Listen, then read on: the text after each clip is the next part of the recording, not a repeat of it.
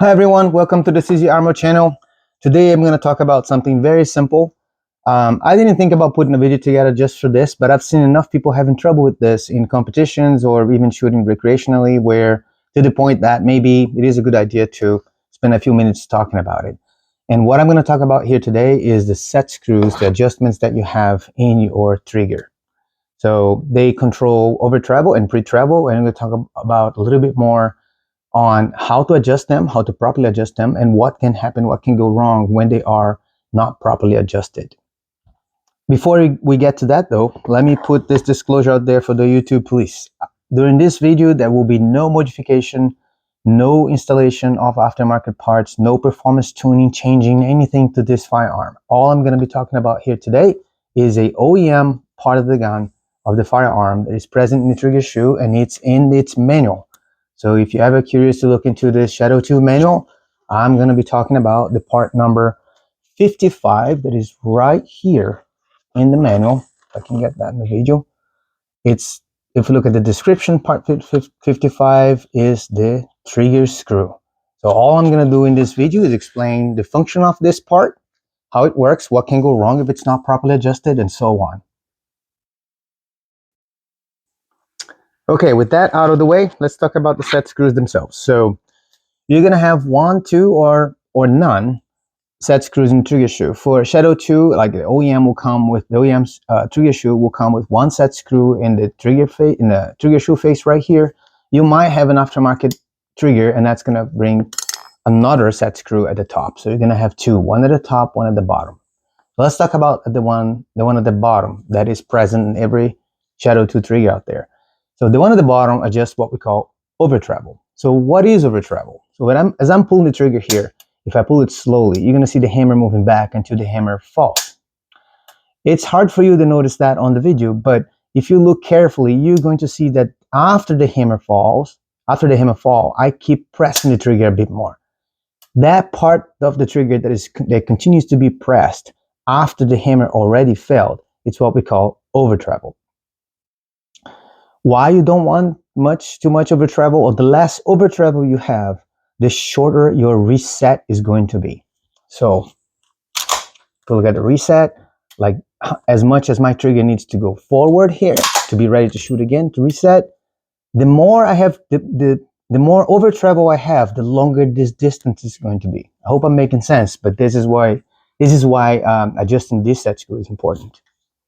How about the other one? The other one, the one at the top, adjusts what we call pre-travel.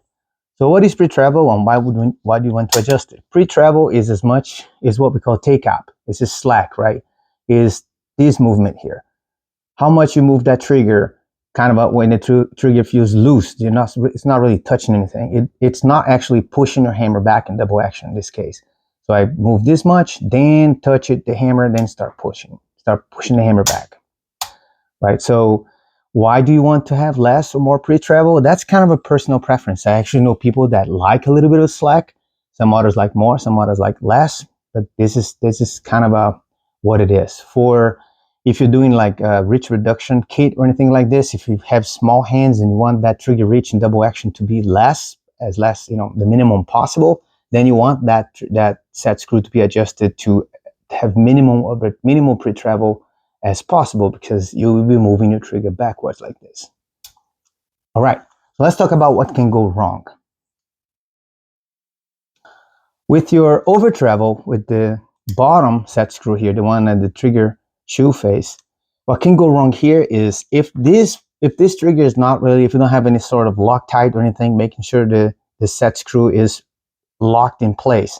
If it walks out and falls out the gun, that's fine. The gun's not going to stop working. If you're shooting a match or competition or anything that you are under stress and shooting fast, you probably won't even notice anything. The gun will keep operating normally. You're just going to have that over travel, that, your reset's going to be a little bit longer because of that, but you probably won't notice anything. The problem is if it walks in as opposed to walk out. So if you look at here, the back of it, the way it works, the way that over travel set screw works is as you turn that screw in clockwise, it puts itself between the trigger shoe and the frame. So the more it goes in, the more it prevents the trigger to go towards the frame. So here's what happened if it adjusts too much, like push that set screw too much in. Right now the gun is working fine in double action and single action. Now if I go there and I go to that set screw, this is 1.5 millimeter Allen wrench. The CZ Shadow 2 comes with one in the box, maybe not as long as this, but rest assured you're gonna have this tool in your box. So if I go there and I turn a few turns in, look what's happening now. The hammer is not going all the way back. And if I pull in single action, it doesn't even go anymore. It doesn't work anymore. So now my gun is inoperable. It's just not operating correctly anymore. It doesn't fire until I take that screw and do a few counterclockwise, get it backed out a bit. And now it's working again. So kind of a pretty significant problem there. If you're in a competition or something, this could ruin your stage. It could ruin your match, right? If you get this in the middle of a match. So it's important that you lock that set screw in place once it's adjusted. So let's talk about what can go wrong with the pre-treble one. All right, the pre-treble is similar, but it works in the opposite way.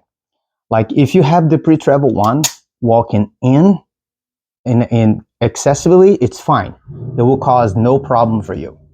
But if it does the opposite, it starts walking out. If it falls out, it's fine as well. But while it's walking out, before it falls out, you might have it coming out too much. And what's going to happen, like if you see where it is here, it will position itself similar to the over treble, but now in the front of the trigger. It will position itself between the trigger and the frame. So if you pull it out too much, the trigger is working fine now. If I start getting it out too much, my trigger just dies. It doesn't reset in double action anymore because the set screw is preventing the trigger to move forward enough to reset. So this is what can go wrong with it. So let's talk about how to properly adjust these set screws. Okay, we're going to get that pre-treble working again. So I'm going to just couple turns and it's working again, perfect. And now let's talk about the over treble adjustment. So the first thing you have to do is get that set screw completely out, and it's a little bit of a nightmare to put it back in with the trigger still in the gun. So just be patient, you can do it. It's because the Allen wrench is going to go here at an angle because the trigger guard prevents it to go at a perfect 90-degree angle perpendicular to the trigger. So it's going to be a little bit hard for you to get that set screw back in the trigger, but it's important for you to do this. Take the set screw completely out, clean it up with acetone or any powerful degreaser like super green, something like that. Make sure there is no oil, no grease, nothing on that set screw. And the same thing with the threads on the trigger shoe. Clean it up with acetone, make sure it's dry, clean, no grease, completely degreased before you do this. Then once you do that, you put it back in. And for the over travel one, what you're gonna do is I'm gonna pull it back there until it's almost at the limit of falling out. And you're going to use some either blue Loctite, or what I recommend is red Loctite. And I know people say, oh, but red Loctite is permanent. And that's okay. The only thing you need to do to get red Loctite out is use heat. There are no polymer, no plastic parts, anything around this area that would be damaged with heat. So if you need to use some heat here, a little soldering iron or something to heat up this screw and melt down the Loctite, it will come out easy, and it won't be a problem.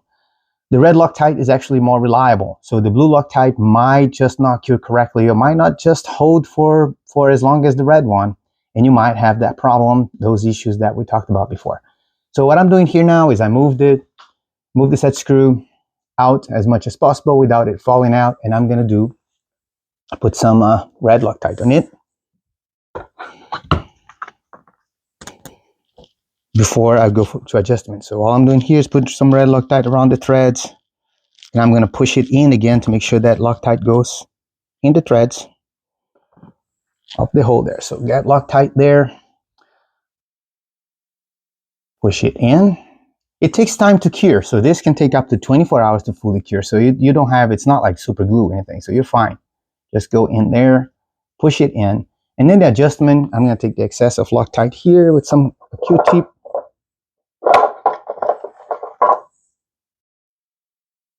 All right, Cool. Now here's the adjustment you want to do. You want to go in until it doesn't work anymore. So you put this in single, put your hand, get your thumb here, or put the safety on so it prevents it to go to drop the hammer while you're pushing the set screw in. Push it in. You should exaggerate and make sure you push it in until it doesn't work. Like that. It's not working. Okay, now what you want to do is let the hammer free, take the safety off, and go turn like quarter turn by quarter turn until the hammer falls. Until you pull the trigger and the hammer falls. Not yet. There you go. So what you want to make sure now is pull the trigger, hold the trigger pulled, and get your hammer back. And make sure it's not catching. Right now, it is catching to the sear. I don't know if you can notice that, but I pull it back. If I let it fall, it doesn't fall completely. It hits something like right now and then falls. Right? That's not good. You don't want that. That means you are at the limit of the over travel, of the trigger being pulled and dropping the hammer. So get to that point and do another quarter turn out, counterclockwise. Then do it again. Now it's perfect. Now it's not hitting anything. It's free falling and it's working. So I'm going to have probably now the shortest reset possible I can have with this trigger. Yeah, it's pretty short.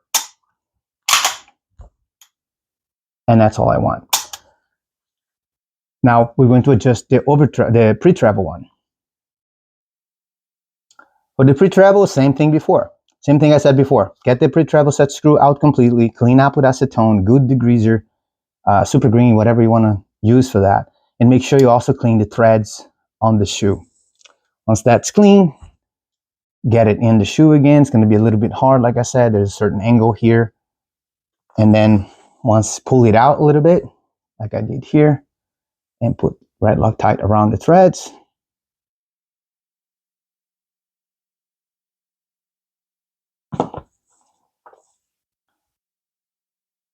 Turn it in, push it in all the way, and start coming back a bit.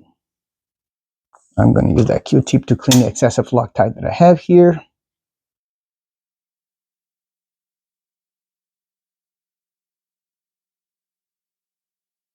All right.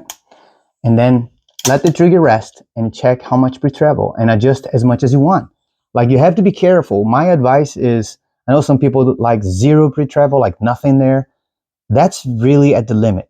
If you leave it zero pre-travel, then if that set screw walks out just a little bit, you're going to stop working. So my advice is leave it some minimum pre-travel there. Something like this. Let me show you. A little bit less. Like that. It still moves back, but it's so minimum, right? And if this is for competition, you have to remember, this will only matter once per stage, because that's the only time you do if you're doing a carry optics in USPSA or the equivalent division in IPSC. You only have to do the first shot in double action. So that's when that pre-travel matters, because once it's in single action, these pre-travel here have nothing to do with that set screw. This pre-travel is your disconnector that is establishing, right? That is limiting it. So it's just once per stage. So do you really want to risk ruin your stage, ruin your match because you put that at the very limit? So just don't, right? Make sure there's a little bit of pre-travel here and you will be okay. So one more detail before we finish is that if you're using a single action gun or a gun with a single action trigger, like the Tactical Sports family, the TSO, the TS2, the Checkmate, they also have these two set screws in the trigger and the trigger shoe. They work the same way. The difference is the pre-travel one will work with the hammer cocked as well. So in single action, which is the only way that that trigger operates, that pre-travel actually establishes the pre-travel of the trigger with the hammer cocked. And the other difference is you have to adjust it from inside. You don't have access like we do in this one here to adjust through the trigger guard here. You have to take the slide out and go from the back of the set screw. It will be exposed in the where the trigger shoe is in the frame. That set screw is going to be exposed, and it is actually inserted in the trigger shoe in the opposite way. So the way, the side that you need to put your Allen wrench is going to be inside, turned to that way, and not like outside, turned to the front of the gun, point to the front of the gun. So that's all. I hope this is useful information. Thank you so much, and talk to you in the next video.